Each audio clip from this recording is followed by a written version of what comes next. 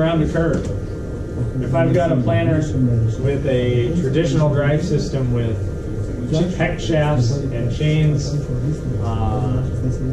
what happens if I go around a curve and the inside of the planter is going slower than the outside of the planter?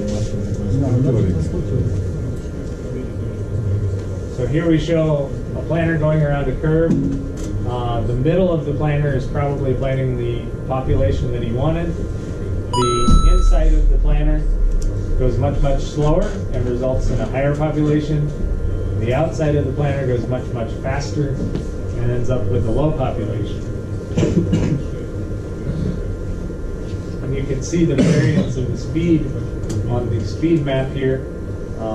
That the inside of the planter, row 24, was only going 4.3 kilometers an hour, and the outside of the planter was going 15.6 kilometers per hour.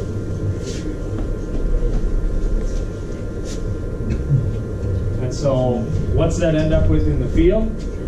On the outside, I end up with these plants placed very far apart, much farther apart than I intended. And on the inside of the planter, I get plants very, very close together. And so what does that end up looking like in amount of grain at harvest? So you can see the outside of the planter has very, very, very large ears, but there's not as many of them as I want, because this is the middle of the planter that was traveling the correct speed, and I had nice ears and lots of them. And then on the inside of the planter, where the plants got too close together, I ended up with almost no grain on these plants that are very, very close. Smaller ears until I get out here to where the planter was traveling approximately the correct speed. So you see, curve compensation is important so that we make sure that each row acts independently, like we talked about earlier. Our V-drive electric drive on each meter, every meter would run the correct speed so that I get the correct spacing of the plants, no matter if the outside's going 15 kilometers per hour or the inside's going 4.3 kilometers per hour. Each meter would run its own independent speed to ensure that every plant was placed correctly and I get the most amount of grain possible, even when going around a curve in the field. What kind of speed sensor are you using? So we use GPS from the tractor to determine your forward speed, and then we use accelerometers in each module on the road to tell us how fast that row is traveling. So we can calculate the individual row speed. We talked for a moment about it being able to compensate for a curve and hit the population that you want on each row. But V-drive does much more than that.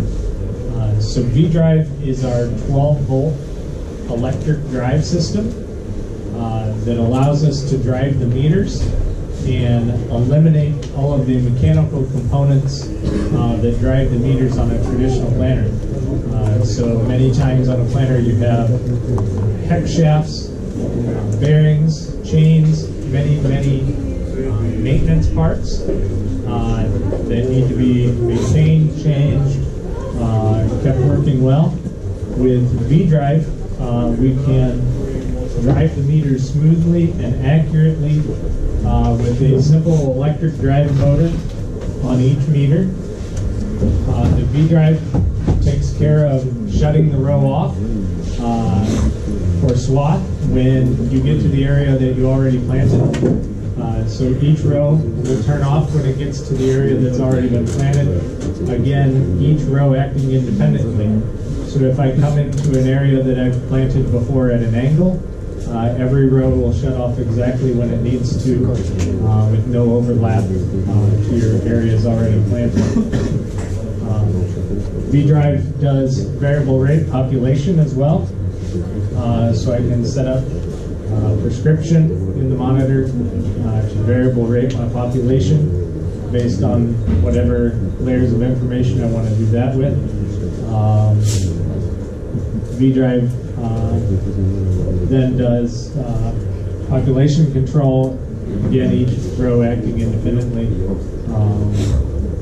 the swat and the turn compensation. No more maintenance parts. Very simple system, operating on the same electric system that the tractor operates on at 12 volts.